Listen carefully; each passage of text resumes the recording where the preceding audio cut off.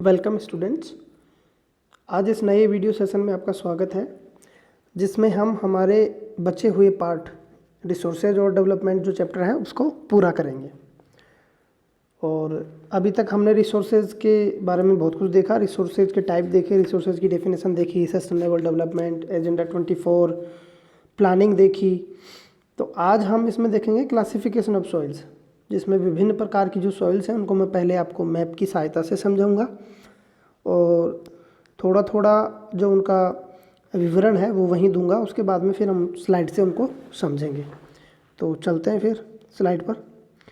सबसे पहले स्लाइड है आपके सामने, ये मैप की सहायता से थोड़ा आपको मैं समझाने की कोशिश करूँगा। तो यहाँ हम बेसिकली देखेंगे आपके 6 टाइप की मिट्टियाँ। एक तो आपकी सबसे पहली देखेंगे एलुवियल सॉइल। सबसे पहले कौन सी देखेंगे? एलुवियल सॉइल, ये वाली। दूसरी हम देखेंगे ब्लैक सॉइल। इसमें सब टाइप भी कर रखा है, लेकिन हम सब टाइप नहीं देखेंगे, सिर्फ उसकी जो मेज़र है वही देखेंगे। तो दूसरी होगी आपकी सिर्फ ब्लैक सॉइल। तीसरी है आपकी रेड सॉइल। आपको दिख रहा होगा इसमें आराम से, देखो छत्तीसगढ़ के आसपास, छत्तीसगढ़ उड़ीसा में ये रहा रेड सॉइल। उसके बाद में हम इसमें देखेंगे लेटेराइट सॉइल। लेटेराइट सॉइल देखो, ये लेटेराइट यहाँ है और कुछ लेटेराइट इधर भी है, लेटेराइट सॉइल। उसके बाद में लास्ट एक और देखेंगे हम, डेजर्ट या एरिड सॉइल। फिर इसके बाद में है अपनी फॉरेस्ट सॉइल, फॉरेस्ट या माउंटेन सॉइल। तो ये सारी सॉइल हम इसमें देखेंगे। तो चलो एक एक को डिस्कस करते हैं। सबसे पहले हम लेते हैं एलुवियल सॉइल। तो सबसे पहले तो आप ये देख लो कि एलुवियल सॉइल का डिस्ट्रीब्यूशन कहाँ कहाँ है। तो आपको नज़र आ रहा होगा, ये पंजाब का मैदान पूरा, थोड़ा ईस्टर्न राजस्थान, फिर एक लंबी सी पट्टी चली जाती है गुजरात में। उसके अलावा पूरा आपका यूपी, बिहार और वेस्ट बंगाल का भी कुछ एरिया। तो यहाँ आपको मिलेगी कौन सी? Alluvial soil. तो आपको इसका डिस्ट्रीब्यूशन पता लग गया। अब ये बनती कैसे है? इस मिट्टी का निर्माण, देखो मिट्टी के बारे में मैंने पहले भी आपको बताया कि मिट्टी का निर्माण बहुत हद तक उसकी जो पेरेंट रॉक है, यानी जिस चट्टान से उस मिट्टी का निर्माण हुआ है उसके गुण पर निर्भर करता है। मतलब इन मिट्टियों का निर्माण कैसी रॉक से हुआ है वो सारी क्वालिटी इनमें मिलेंगी। तो यदि आप देखेंगे इनको, तो ये जो मैदान है, चाहे से आपका पंजाब का मैदान हो, चाहे यूपी बिहार, ये पूरा गंगा का जो मैदान है ये बनाया गया है बेसिकली गंगा रिवर से। अब आपको पता है गंगा रिवर जो है वो हमारे यहाँ उत्तराखंड से ओरिजिनेट होती है, ऐसे ओरिजिनेट होते हुई और पहाड़ी इलाकों से बिल्कुल प्लेन में आती है। तो क्या करती है, अपने साथ जो चट्टानें हैं उनको काटती है, काटते हुए सैंड, सिल्ट और क्ले अपने साथ बहाकर लाएगी और उनको जमा करती चली जाएगी। तो इस तरह ये मैदान का निर्माण होता है। अब इस मिट्टी में ज़्यादा प्रचुरता या ज़्यादा जो मिनरल्स हैं वो कौन कौन से मिलते हैं? तो इसमें जो आपको मिनरल्स मिलते हैं वो है आपके फास्फोरस, फास्फोरिक एसिड जो है वो मिलेगा इसमें। पोटास इसमें खूब मिलेगा। क्या मिलेगा इसमें? पोटास। और इसके अलावा इसमें लाइम। तो 3 चीज़ आपको पता होनी चाहिए, फास्फोरिक एसिड, पोटास और आपका लाइम। अब ये जो एलुवियल सॉइल है इसका निर्माण होता है ज़्यादा से ज़्यादा किससे? उससे नदियों से, रिवर सिस्टम से। आप देख रहे होंगे कि यहाँ से एक रिवर ओरिजिनेट होती है, आपको नाम याद आ रहा होगा, यहाँ उसको सांगपो बोलते हैं। फिर यहाँ एंटर करती है कहाँ से? दिहांग से, अरुणाचल प्रदेश के दिहांग से। और फिर यहाँ इसको ब्रह्मपुत्र बोला जाता है, फिर बाद में इसको पद्मा बोला जाता है। ये सब मैंने आपको प्रीवियस क्लास में बताया। तो ये देखो यहाँ भी ब्रह्मपुत्र की जो घाटी है असम में, इसको भी क्या बोलते हैं? एलुवियल सॉइल यहाँ मिलती है। तो ये आपको पता होना चाहिए। इसके अलावा एलुवियल सॉइल थोड़ी सी आपको मिलेगी कहाँ? डेल्टा में। डेल्टा कहाँ बनते हैं? नदियों के डेल्टा यहाँ बनेगा, यहाँ बनेगा। यहाँ कौन सी नदी का डेल्टा है? कृष्णा, गोदावरी, कृष्णा, कावेरी। तो इनके डेल्टाओं में भी थोड़ी थोड़ी मिट्टी कौन सी मिलेगी? Alluvial soil. तो ये आपको पता होना चाहिए। तो इस मिट्टी के निर्माण में दोनों प्रकार की नदियों का रोल है। हिमालयन रिवर का भी, हिमालयन रिवर मतलब ब्रह्मपुत्र हो गई, गंगा हो गई। इसके अलावा थोड़ी मिट्टी यहाँ भी मिलेगी, जैसे पूरा ग्रीन दे रखा है ना, तो यहाँ भी इंडस रिवर जो है उसके मैदान में थोड़ी ये मिट्टी मिल जाएगी। झेलम में मिलेगी, चिनाब में, सतलज, रावी, ब्यास उनका मैदान है वहाँ मिलेगी। और जो हमारे पेनिनसुलर रिवर हैं, पेनिनसुलर मतलब ये इंडिया का प्रायद्वीपीय भाग, यहाँ से जो नदियाँ निकलती हैं उनका भी रोल है, चाहे वो कम मात्रा में निर्माण करें लेकिन करती ज़रूर हैं। किसका निर्माण? हमारी मिट्टियों का। तो ये आपको बेसिकली पता होना चाहिए था। अब इसमें एक चीज़ और सीखेंगे हम, जो गंगा का मैदान है या कोई भी नदी का जो मैदान है वहाँ आपको मिलेगा क्या, दो टर्म्स होती हैं, एक तो खादर, एक बांगर। खादर और बांगर।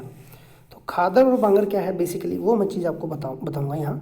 तो ये आपको मैदान नज़र आ रहा है, ये देखो ये पूरा मैदान है, ठीक है। तो इस मैदान में क्या है कि जैसे यहाँ रिवर हर वर्ष बह रही है, अपने साथ सिल्ट, क्ले और सैंड लाकर यहाँ डिपॉजिट कर रही है बीच में। लेकिन आप एक चीज़ नोट कीजिए कि जब ये जो बीच की जो इसकी खाई है, इसकी जो वैली है, ये बहुत गहरी होगी, डीप होगी, तो हमेशा डिपॉजिटेशन की जो प्रक्रिया है वो इसी में चलेगी। प्राचीन काल में या बहुत समय पहले जब ये नदियाँ यहाँ तक जाती थी या इनका पानी यहाँ तक जाता, कई सालों पहले यहाँ तक जाता था, तो ये डिपॉजिटेशन यहाँ भी करती थी। तो अब क्या हो गया, ये बहुत पुराना डिपॉजिटेशन हो गया, बहुत पुराना निक्षेपण हो गया। बहुत पहले यहाँ निक्षेपण की क्रिया चलती थी, लेकिन हर वर्ष यहाँ सिर्फ बीच की जो घाटी है वहीं नदी अपना डिपॉजिट कर रही है। तो ये जो ऊपर का पार्ट है जहाँ हर वर्ष नई मिट्टी नहीं लाई जाती, इसको बोला जाता है बांगड़। क्या बोला जाता है इसको? बांगड़। और ये जो बीच का एरिया जो मैंने बताया आपको, जहाँ हर वर्ष नई मिट्टी नदियों के द्वारा बिछाई जाती है, इसको बोला जाता है खादर। तो आपको खादर और बांगर का पता लग गया। अब इसकी कुछ और डेफिनेशन, आपको ये तो पता लग गया कि ये नई मिट्टी है, ये पुरानी मिट्टी है। उसके अलावा जब यहाँ से कोई नदी मिट्टी लेके आएगी तो इसमें सारे मिनरल्स होंगे। अब मिनरल्स होंगे तो ये फर्टाइल ज़्यादा होगी या कम होगी? तो ये जो नई मिट्टी है ये ज़्यादा फर्टाइल होगी, ये लेस फर्टाइल होगी। तो ये आपको इसमें पता होना चाहिए। और आप यदि देखेंगे तो इस जो ये मिट्टी है ये बिल्कुल नई होगी और इसमें कंकड़ों की मात्रा बहुत कम होगी।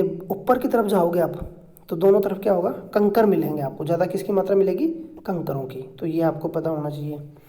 इसके अलावा एक चीज़ और समझिए, इसमें हमने खादर और बांगर समझ लिया। अब पर्टिकुलर आप खादर के बारे में सोचिए। खादर, जैसे ये खादर है तो खादर में क्या, जैसे आप नीचे जाओगे ना खादर में नीचे की तरफ, तो कंकर के डिपॉजिट आपको मिलेंगे। और ऊपर आओगे तो आपको जो रेत है या रेत के जो कण हैं वो बारीक मिलेंगे, महीन मिलेंगे, छोटे मिलेंगे। तो ये आपको मालूम होना चाहिए। तो शायद ये हमारा एलुवियल सॉइल पूरा हो गया, आपको पता लग गया। सारे देखो, ये पंजाब, राजस्थान, गुजरात, यूपी, बिहार, इन सब स्टेट्स में कौन सी वो मिलती है? Alluvial soil.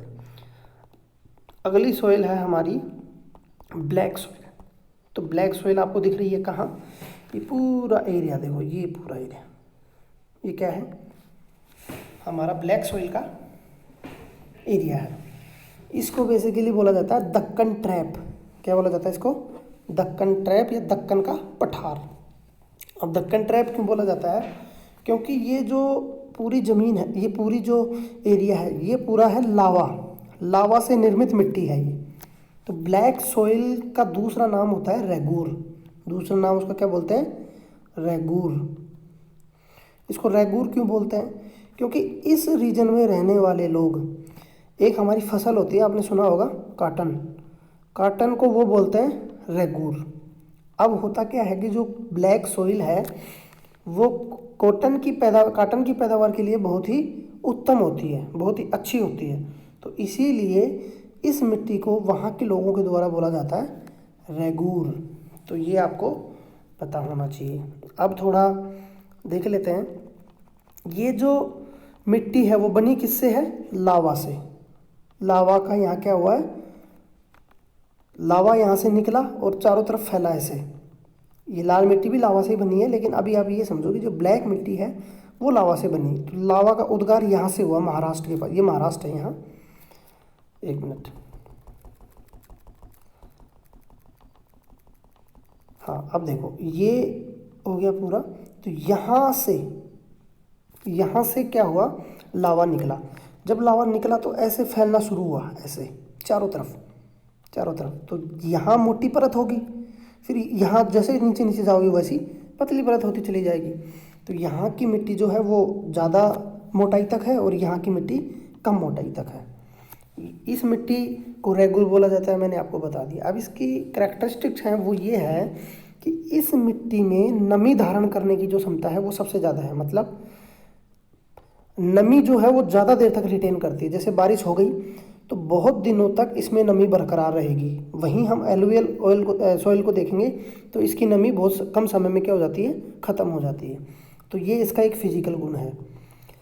इसका कारण क्या होता है, देखो इसके जब बारिश के दिनों में क्या होता है, ये बिल्कुल जब पानी आता है इसमें तो ये बिल्कुल स्टिक हो जाती है, चिपचिपी हो जाती है, पूरी चिप जाती है। छोटे छोटे आपस में इसके कण जो है वो आपस में मिल जाते हैं। लेकिन वहीं ड्रोट के टाइम में या लंबे समय तक इसमें इरिगेशन ना हो या रेनफॉल ना हो तो इसमें देखो ऐसे फॉल्ट क्रैक बन जाते हैं। जैसे ये मानो ये पूरा मैदान है तो आप खेतों में देखोगे तो ऐसे अलग अलग क्रैक, इसमें बीच में क्रैक मिल जाएंगे। इसमें ये क्रैक, इन क्रैक की मदद से होता क्या है, पानी और हवा दोनों इसमें अंदर तक चले जाते हैं। इस वजह से इसको बोला जाता है, एक इसका नाम होता है, उसको बोला जाता है एक मिनट, उसका नाम है एरेशन। आई थिंक एरेशन ही है, स्पेलिंग में लिख दे रहा हूँ, AERATION। मैं कंफ्यूज हो सकता है ये स्पेलिंग ना हो, लेकिन शायद यही है। एरेशन होता क्या है कि मिट्टी और हवा जब क्रैक उसमें डेवलप हो जाएंगे तो पानी और हवा उसमें अंदर तक जाती है। तो इस प्रोसेस को बोला जाता है एरेशन। और इस मिट्टी की मैंने गुणवत्ता बताई आपको कि इसमें जो मॉइस्चर है, जो नमी है, वो बहुत समय तक इसमें क्या होती है, रिटेन करती है। अब इसका डिस्ट्रीब्यूशन देख लेते हैं कि कहाँ कहाँ है। तो देखो ये तो महाराष्ट्र हो गया पूरा, ये थोड़ा सा कर्नाटक का भाग हो गया, छत्तीसगढ़ हो गया आपका, आंध्र प्रदेश तेलंगाना का थोड़ा सा पार्ट हो गया, गुजरात का थोड़ा सा पार्ट हो गया, ये पूरा मालवा का पठार हो गया, ये बुंदेलखंड का इलाका हो गया। तो ये पूरा यहाँ इसका क्या होता है, वितरण है, इसका डिस्ट्रीब्यूशन है। तो ये आपको पता होना चाहिए। छत्तीसगढ़, मध्य प्रदेश, मालवा, ये सब मैंने आपको बता दिए। और इसका जो इसकी जो क्या बोलते हैं, इसमें सबसे ज़्यादा मिनरल्स जो हैं वो कौन कौन से मिलते हैं वो मैं बता देता हूँ।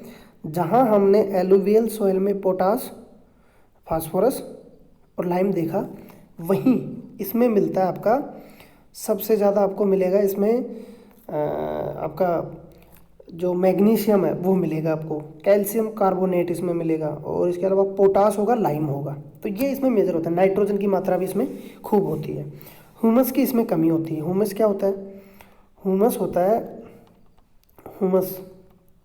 ह्यूमस तो आपने सुना होगा ना, साइंस में पढ़ा होगा। ह्यूमस मतलब ये होता है कि जैसे जहाँ वेजिटेशन होती हैं, जैसे ये पेड़ है, ये गिरे, इसकी पत्तियाँ गिरेंगी, सड़ेंगी, गलेंगी और ज़मीन में क्या निर्माण करेंगी, ह्यूमस का। और ह्यूमस एग्रीकल्चरल जो प्रोडक्ट है उसकी प्रोडक्टिविटी या उसके उत्पादन को बढ़ाने में बहुत ही हेल्पफुल होता है। तो ये हमें पता होना चाहिए। तो ये हो गया हमारा ब्लैक सॉइल। ब्लैक सॉइल का बेसिकली डिस्ट्रीब्यूशन आपको समझना है, बाकी और भी विशेषताएं हम स्लाइड की मदद से और भी देख लेंगे यदि कुछ छूट भी गया होगा तो। अगली सॉइल हम देखेंगे रेड और येलो सॉइल। मैप पे पढ़ने का सबसे बढ़िया फ़ायदा यही है कि हमें उसकी लोकेशन का पता लग रहा है। तो रेड सॉइल आपको यहाँ दिख रही है, देखो ये रेड सॉइल है, ये रेड सॉइल है, ये थोड़ी सी रेड सॉइल है।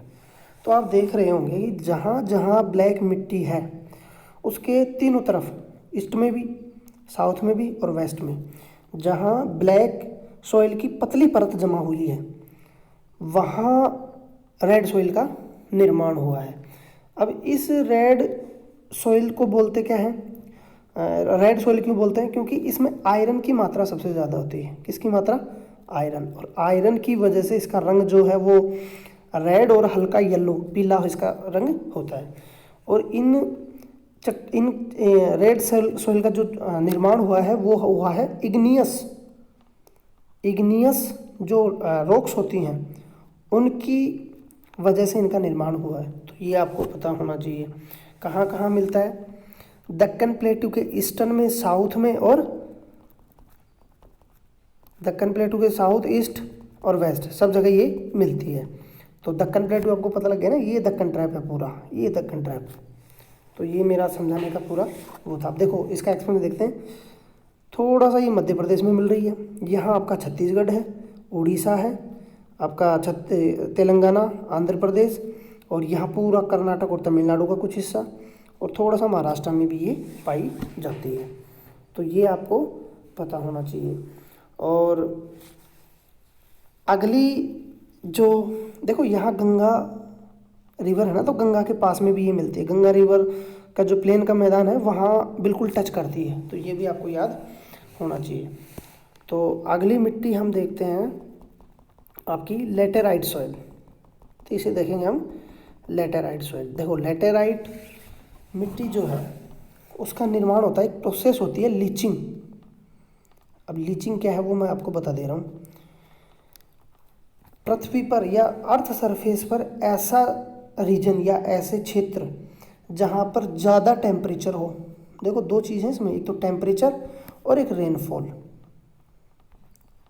रेनफॉल दोनों चीज़, दोनों कंपोनेंट एक साथ जहाँ होंगे वहाँ आपको मिलेगी लेटेराइट मिट्टी। आप ज़रा मुझे अब बताओ कि हमारे यहाँ कौन कौन से ऐसे रीजन हैं जहाँ पर आपका टेम्परेचर भी ज़्यादा पड़ता है और रेनफॉल भी ज़्यादा है। तो आप यदि इंडिया के मैप पर या क्लाइमेट जब मैं पढ़ा रहा था तब भी मैंने आपको बताया था कि इंडिया का जो वेस्टर्न कोस्ट है यहाँ सबसे ज़्यादा बारिश होती है, लगभग 250 mm। और मेघालय, चेरापूंजी, गारो, खासी, जयंतिया, ये जो रीजन है यहाँ भी सबसे ज़्यादा बारिश होती है, लगभग 400 तक होती है यहाँ, 400 mm। तो यहाँ टेम्परेचर भी खूब है क्योंकि इंसोलेशन की मात्रा खूब है। इक्वेटर ट्रॉपिक ऑफ कैंसर हमारे यहाँ से बीचों बीच से गुजरती है, तो यहाँ तक, और आपकी ट्रॉपिक ऑफ कैप्रिकॉर्न के बीच तो खूब इंसोलेशन होता है ना, तो यहाँ टेम्परेचर खूब होता है, टेम्परेचर का कोई इश्यू नहीं है। लेकिन यहाँ बारिश भी हमारे यहाँ खूब होती है। और रीजन में यदि आप देखोगे तो यहाँ इतनी बारिश नहीं होगी, यहाँ बारिश नहीं होगी, यहाँ इतनी बारिश नहीं होगी, यहाँ इतनी बारिश नहीं होगी। तो इन दोनों कंपोनेंट्स की वजह से, कौन कौन से, टेम्परेचर और आपका रेनफॉल, इनकी वजह से एक प्रोसेस होती है लीचिंग। लीचिंग में होता क्या है बेसिकली कि यहाँ टेम्परेचर पड़ेगा तो यहाँ की जो मिट्टी के कण हैं वो ल्यूज हो जाएंगे। टेम्परेचर की वजह से क्या होगा, उनमें एक फिजिकल चेंज आएगा कि वो ल्यूज होंगे। ल्यूज होने से क्या होगा, फिर बारिश पड़ेगी। बारिश पड़ने से जो इनके मिनरल्स हैं, ऊपरी परत जो होती है किसी भी मिट्टी की ऊपरी परत जो है, उसके जो मिनरल्स हैं वो नीचे चले जाएंगे, निचली परत में। समझ में आ गया आपको, निचली परत में वो चले जाएंगे, तो इसको बोलते हैं लीचिंग, और वहाँ हो जाएगी आपकी लेटेराइट मिट्टी। तो ये आपको समझना था।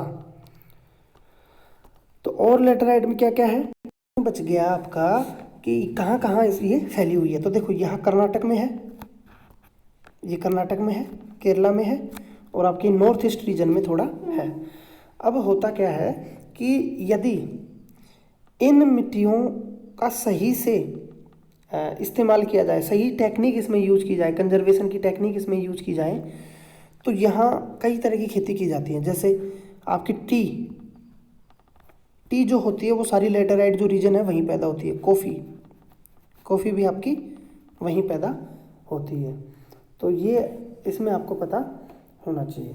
तो आपको पता लग गया, कर्नाटक में हो गया आपका, थोड़ा सा तमिलनाडु में भी पाई जाती है, केरला में हो गया, और आपका ये मेघालय वाला रीजन भी हो गया। तो लेटेराइट मिट्टी को सीखने के बाद में हम चलेंगे अब एरिड या डेजर्ट। दिख रहा होगा आपको एरिड या डेजर्ट, आपको नाम से पता लग रहा होगा कि कितने तो रेगिस्तान में मिलेगी। राजस्थान का जो पूर्वी हिस्सा, पश्चिमी हिस्सा है और गुजरात का थोड़ा सा हिस्सा है, वहाँ ये मिट्टी मिलती है। कौन सी, डेजर्ट और एरिड सॉइल। इसकी विशेषता आपको पता होगी कि यहाँ वनस्पति बहुत कम होगी, इसके अलावा इसमें मॉइस्चर की कमी होगी, इवेपोराइजेशन ज़्यादा होगा, टेम्परेचर ज़्यादा रहेगा, और कंकड़ वगैरह खूब मिलेंगे। तो ये सारी यहाँ की विशेषताएं हैं। तो इसमें एक सैलिनिटी ज़्यादा होती है। इसमें जो समझने की चीज़ है वो ये है सैलाइन। ये इतनी सैलाइन क्यों होती है, देखो अभी हमने लेटराइट सीखा, लेटराइट में दो कंपोनेंट काम करते थे, एक टेम्परेचर, दूसरा रेनफॉल। तो इसमें से ये जो प्रोसेस है ये तो यहाँ लगातार और बहुत ज़्यादा बनी रहती है, लेकिन रेनफॉल यहाँ नहीं होता। इस कारण होगा क्या कि यहाँ की जो मिट्टी है उसकी नमी का क्या हो जाएगा, इवेपोराइजेशन, यानी वाष्पीकरण हो जाएगा। अब यहाँ की वाष्पीकरण जब होगा तो नीचे की मिट्टी के जो तत्व हैं, जो क्या है, साल्ट या कैल्शियम युक्त जो तत्व हैं वो ऊपर आ जाते हैं, ऊपरी परत में आकर जमा हो जाते हैं। इससे उसमें क्या बढ़ जाती है, सैलिनिटी, यानी ज़्यादा नमकीन हो जाती है, लवणीय हो जाती है। और इन रीजनों में इवेपोरेशन को ज़्यादा बढ़ाकर क्या किया जाता है, नमक का भी उत्पादन या सोल्ट का प्रोडक्शन भी बड़ी मात्रा में किया जाता है। तो ये आपको पता होना चाहिए। इसके बाद में हम पढ़ेंगे फॉरेस्ट सॉइल। आई थिंक इसके बाद में फिर कुछ ही नहीं है, फॉरेस्ट सॉइल ही बची हमारी। तो फॉरेस्ट सॉइल तो जैसे आपको पता है कि जहाँ हमारे यहाँ फॉरेस्ट सॉइल वहाँ मिलेगी जहाँ फॉरेस्ट कवर ज़्यादा होगा। तो फॉरेस्ट कवर हमारे हिमालयन रीजन में है, नॉर्थ ईस्ट रीजन में है, यानी आप फॉरेस्ट जो सॉइल है उसको आप जोड़ सकते हैं माउंटेन से, पर्वतीय मिट्टी से भी, ठीक है। तो फॉरेस्ट और माउंटेन मिट्टी एक जगह ही मिलती है। अब इसमें आप देखोगे तो ये मिलती है आपके जम्मू कश्मीर, हिमाचल, उत्तराखंड, हिमालयन रीजन में और पूरा नॉर्थ ईस्ट में ये सारे पाए जाते हैं। सिक्किम में भी आपको ये मिलेगी। तो ये सारी मिट्टियाँ थी। इसके बाद में आपको स्लाइड की मदद से समझाता हूँ मैं, कुछ फैक्ट इसमें छूटे होंगे तो वो कवर हो जाएंगे। फिर इसके बाद में हम इसका जो समस्या है सॉइल इरोजन की उसको डिस्कस करेंगे, और उसके बाद में इसके कंजर्वेशन की क्या क्या मेजर्स हैं उनको हम डिस्कस करेंगे। तो चलते हैं अगली स्लाइड पे। देखो टाइप ऑफ सॉइल तो आपको पता ही है, एलुवियल सॉइल। हाँ ये देखो एलुवियल सॉइल के जो फैक्ट है वो जल्दी जल्दी डिस्कस कर लेते हैं। Alluvial soil is the most of fertile मैंने आपको बता दिया। फर्टाइल क्यों है, क्योंकि इरोजन प्रोसेस चट्टानों की चलती रहती है और नदियाँ नए मैदान में नई नई मिट्टी हमेशा हर साल बनाती रहती हैं, तो उनकी फर्टिलिटी हमेशा बनी रहती है। दूसरा क्या है, it is form due to deposition of fine silt called alluvial soil, ये आपको पता है। It is found in northern plains, ये सब हो गया। It consist of sand, silt और क्ले, ये तीनों चीज़ें इसमें होती हैं। खादर और बांगर मैंने आपको बता दिया क्या होता है। नई मिट्टी को बोलेंगे हम खादर, पुरानी मिट्टी को बोलेंगे हम बांगर। It contains soil nutrients such as potash, याद रखने की चीज़ है, फास्फोरिक एसिड, याद रखने की चीज़ है, लाइम, ये सब चीज़ें इसमें मिलती हैं। अब किस किस चीज़ के, ये मैंने नहीं बताया किस किस चीज़ के लिए ये उपयोगी है। देखो शुगर केन खूब होगा, राइस खूब होंगे, व्हीट खूब होंगे, यानी गेहूँ की खेती, गन्ने की खेती और दालों की खेती, और आपकी बस ये सारी खेती यहाँ होती है। तो ये इसमें पता होना चाहिए। आगे क्या है, हाँ डिफरेंस दे रखा है खादर और बांगड़ का। देखो समझ लो एक जल्दी से, बांगड़ की जो मिट्टी है वो ओल्डेस्ट होती है और ये न्यू होती है, यंग, मैंने बताया आपको। ये होती है टेरेस, बताता हूँ टेरेस क्या होती है, और ये क्या होती है हर साल नई। देखो टेरेस को सीखो आप, जैसे ये घाटी है ना, वैली है, रिवर, तो गंगा की या कोई भी रिवर होगी जो यहाँ बीच में से बहेगी और हमेशा यहाँ नई नई चादर किसकी बिछाएगी, मिट्टी की। लेकिन ये जो ऊपर के इलाके बच गए ये आपको ऐसे नहीं लगेंगे कटे हुए, जैसे ये कम ऊंचा, फिर ये उससे ऊंचा, ये उससे, इसी को बोला जाता है टेरेस। तो ये आपको पता होना चाहिए। लास्ट है इसमें, the soil of this region is locally known as kankar and is composed of calcareous deposit, region of suitable for intensive agriculture. यहाँ कंकड़ वगैरह के बहुत डिपॉजिट्स होंगे, और ये जो नई नई मिट्टी हर साल बिछाई जाती है इसमें इंटेंसिव एग्रीकल्चरल एक्टिविटी यानी गहन कृषि एक्टिविटीज या क्रियाकलाप ज़्यादा होंगे। तो ये तीन बेसिकली अंतर थे, आपको पता होना चाहिए। ब्लैक सॉइल, ब्लैक सॉइल के जो फैक्ट हैं वो देखो, आल्सो नोन एज रेगूर सॉइल, बता दिया मैंने। क्यों बोला जाता है, कॉटन के वहाँ के लोग क्यों बोलते हैं उसको, इसके लिए ये बेस्ट है। मोस्ट ऑफ द डेक्कन आपको पक्का पता होना चाहिए, महाराष्ट्र, कर्नाटक, छत्तीसगढ़, आंध्र प्रदेश के कुछ इलाकों में ना, महाराष्ट्र का पूरा आएगा उसमें, ब्लैक सॉइल फैली है। कपास सबसे ज़्यादा होती है। वाटर रिटेनिंग कैपेसिटी, वाटर को सबसे ज़्यादा देर तक ये रिटेन कर पाएगी। स्टिकी वेन वेट, यानी जब गीली होगी तो स्टक हो जाएगी और जब ड्राई होगी तो क्या करेगी, श्रिंक करेगी। तो ये पता होना चाहिए। सेल्फ प्लोइंग मतलब ऐसे लगती है कि जैसे अपने आप ही इसमें क्या कर दिया हो, इसकी जुताई कर दी हो। क्यों? क्योंकि ये अपने आप ही इसमें क्रैक्स पड़ जाते हैं, है ना। देखो क्रैक्स, ड्राई जब सूखती है तो क्रैक पड़ जाते हैं। किस क्या क्या होती है इसमें, iron, lime, calcium, potassium, aluminium और मैग्नीशियम, ये सब चीज़ें आपको याद रखनी है। कमी क्या होगी, नाइट्रोजन। मैंने वहाँ ये बोला था कि नाइट्रोजन की अधिकता होती है, लेकिन इसमें नाइट्रोजन की कमी होती है। फास्फोरस और ऑर्गेनिक मैटर। कलर आपको पता है और डिस्ट्रीब्यूशन मैंने आपको बता दिया। चलते हैं आगे। रेड सॉइल, रेड सॉइल की कुछ फैक्ट देख लो। कहाँ मिलेगी, रेनफॉल एरिया। मैंने आपको बताया नहीं कि जहाँ जहाँ ब्लैक सॉइल मिलती है उसके साउथ में ये, और इसके वेस्ट में और इसके ईस्ट में जहाँ जहाँ कम बारिश होगी वहाँ आपको रेड सॉइल मिलेगी। तो ये आपको पता होना चाहिए। पोरस होती है ये मिट्टी, यानी आराम से जो पानी है वो नीचे चला जाता है। अब्सेंस ऑफ लाइम, कंकर, यानी ये सब इसमें कम मिलेंगे। और क्या रहेगा इसमें, lime, phosphate, manganese, nitrogen, humus और पोटास इसमें कम होगा। ह्यूमस की इसमें कमी होती है। वहीं हम फास्फोट और पोटास देखें तो दोनों मिट्टियों में मिलता है ना, अपनी ब्लैक और एलुवियल ऑयल में। कलर इसका रेड होगा और कुछ येलोइश भी होगा। टेक्सचर कैसा होगा, Sandy to clay.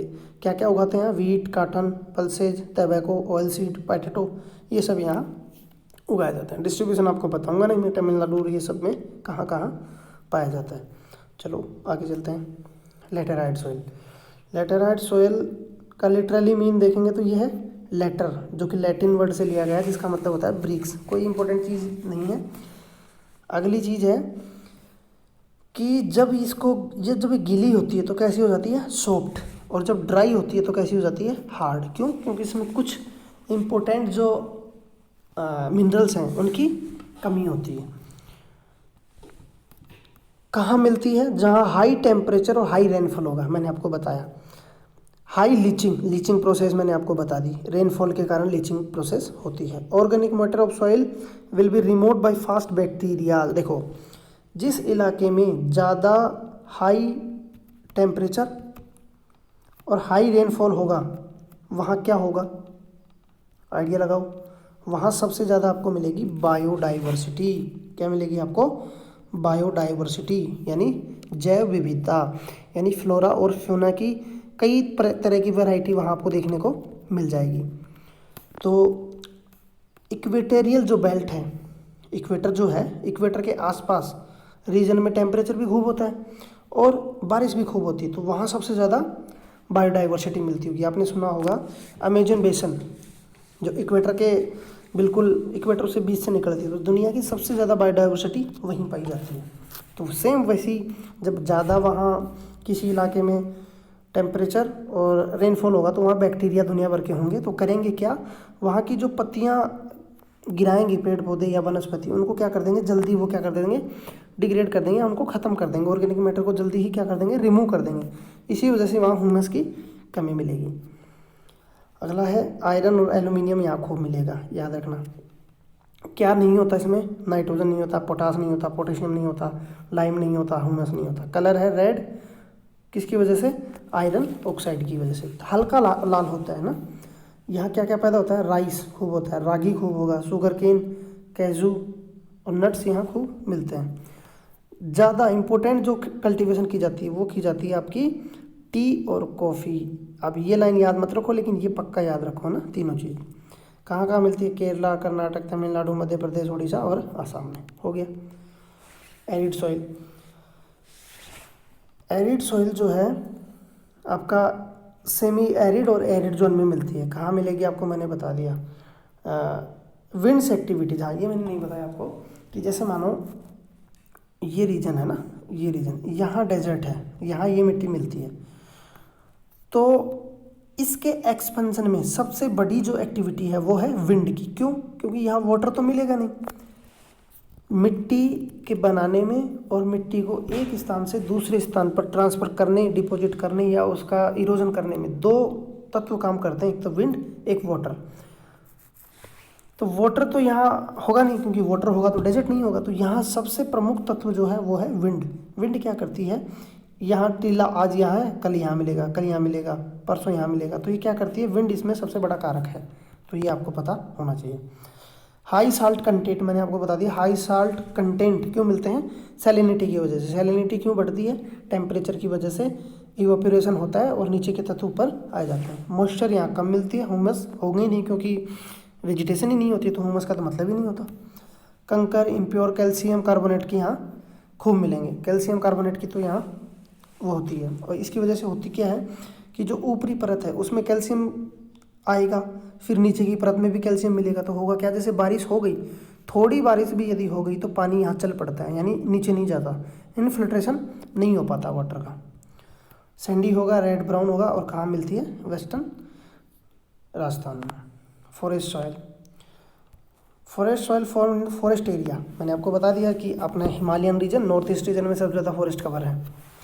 The soil vary in structure and texture depending on the mountain environment where they are found. हाँ, ये चीज़ सीखने की है कि जैसे मानो ये माउंटेन है तो यहाँ भी फॉरेस्ट कवर होगा, यहाँ की फॉरेस्ट कवर की वैरायटी अलग होगी, निचले हिस्सों में जाओगे तो अलग होगी, उससे नीचे में जाओगे तो अलग होगी।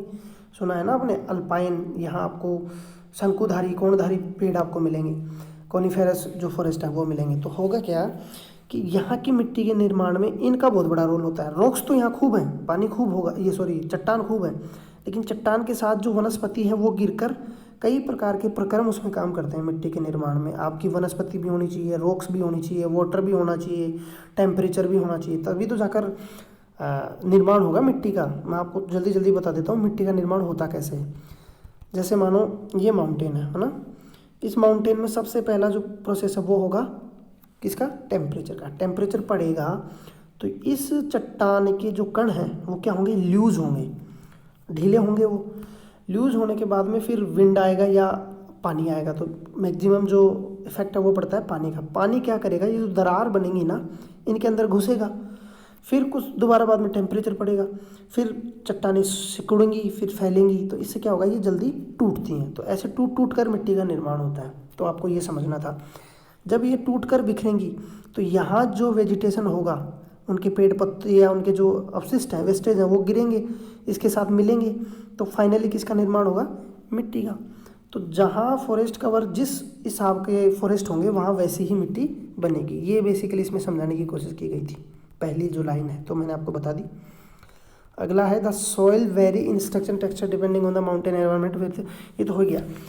दे are loamy and silty on valley slide and coarse grain in upper slope. देखो क्या बोल रहा है ये,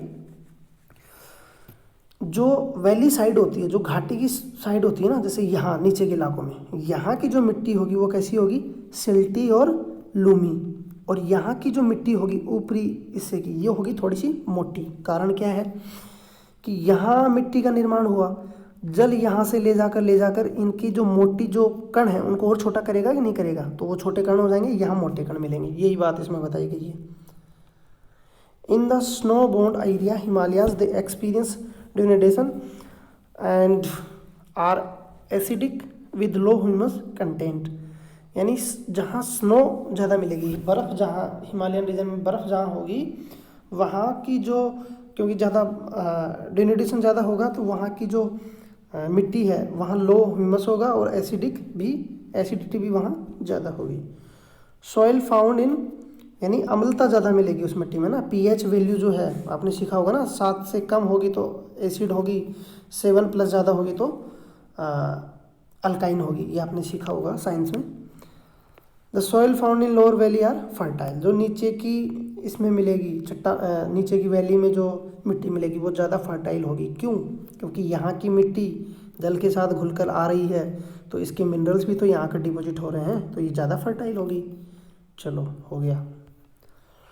सॉइल इरोजन, ये देखो सॉइल इरोजन का कंसेप्ट ये आ गया आपके सामने। तो सॉइल इरोजन के हम सीखते हैं। सॉइल इरोजन होता किस कारणों से है, वही वाटर, मिट्टी के निर्माण में भी वाटर और इसका आपका विंड का, हवा का रोल है।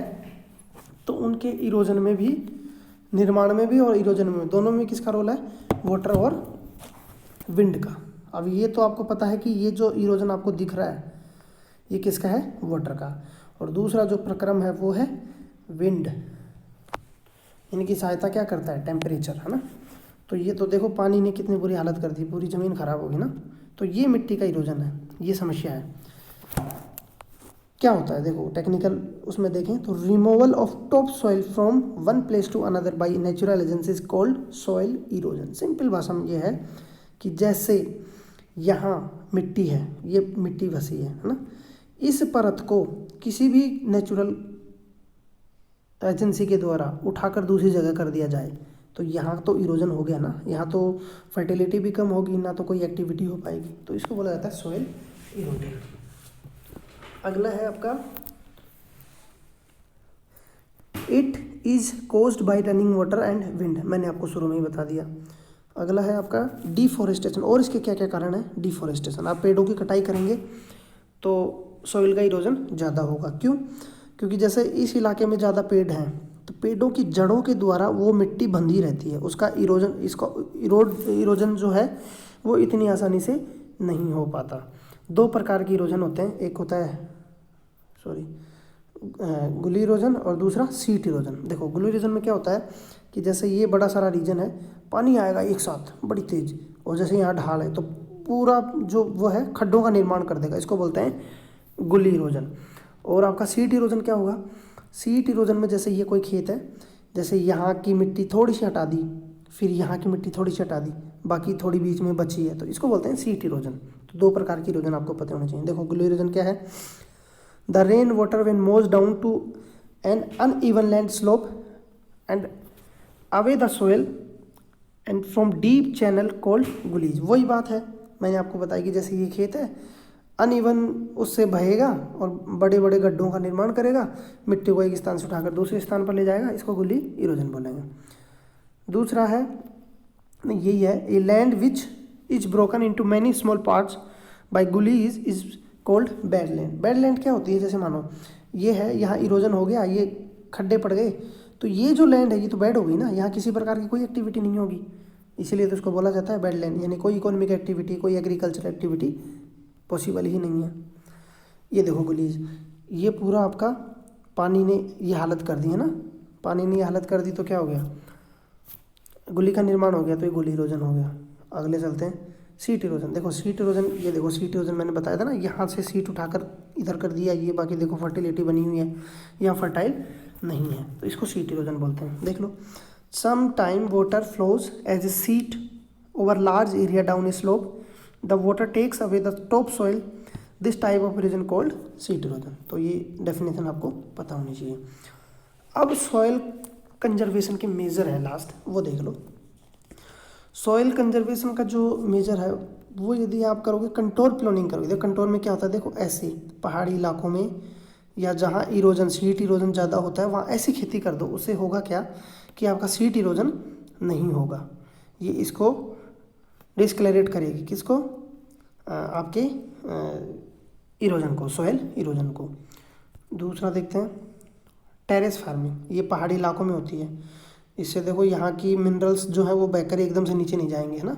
यदि ऐसी टेरेस नहीं होंगी तो सीधा चला जाएगा, इरोड होगा, एक तो यहाँ के मिनरल्स नीचे चले जाएंगे, दूसरी यहाँ की जो मिट्टी है उसको भी ये काट देंगे ना, बड़ी बड़ी नलियाँ इसमें बना देंगी, तो ये पता होना चाहिए। तो इसको बोला जाता है ना सीढ़ीदार खेत, सीढ़ी नुमा खेती, परतदार खेती, तो ये करने से बहुत फ़ायदा होता है।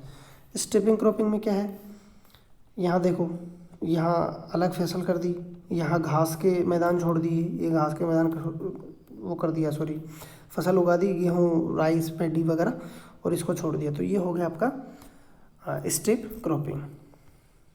Shelter belt, shelter belt basically किसके लिए लिया जाता है, जहाँ आपका एरिड जो मिट्टी है, एरिड सॉइल जो है, सॉरी कौन सी, एरिड सॉइल, या ये बोलो डेजर्ट का एक्सपेंशन ज़्यादा ना हो, वहाँ इस प्रोसेस को हम काम में लेते हैं। देखो कैसे, जैसे इस तरह के पेड़ लगा दो आप, है ना, जहाँ कवर होगा तो यहाँ से मिट्टी इधर नहीं जाएगी, है ना, तो इससे एक तो इरोजन नहीं होगा, एक डेजर्ट का एक्सपेंशन भी नहीं होगा। तो ये था आपका पूरा चैप्टर। आज हमने पूरा चैप्टर सीख लिया, इसमें हमने सीखा रिसोर्सेज, ठीक हो गया, और इसके बाद में हमने सीखा आपका रिसोर्सेज के बाद में सस्टेनेबल डेवलपमेंट सीखा। उसके बाद में हमने एजेंडा 21 सीखा। ये सब चीज़ें आपको पता होनी चाहिए ना। एजेंडा 21 के बाद में हमने सीखा प्लानिंग, कि हम कैसे प्लानिंग करते हैं रिसोर्सेज की, जो अवेलेबल रिसोर्सेज हैं उनकी प्लानिंग कैसे करें, उसी में आया था आपका सस्टेनेबल डेवलपमेंट। फिर हमने सीखा टाइप ऑफ सॉइल, तो आज के इस लेक्चर में देखा, और इरोजन क्या है, उसके कंजर्वेशन के क्या इलाज हैं। तो ये आपका पूरा हो गया ज्योग्राफी का चैप्टर 1। अगले वीडियो में हम एक नए चैप्टर की शुरुआत करेंगे। तब तक के लिए आप सभी को धन्यवाद।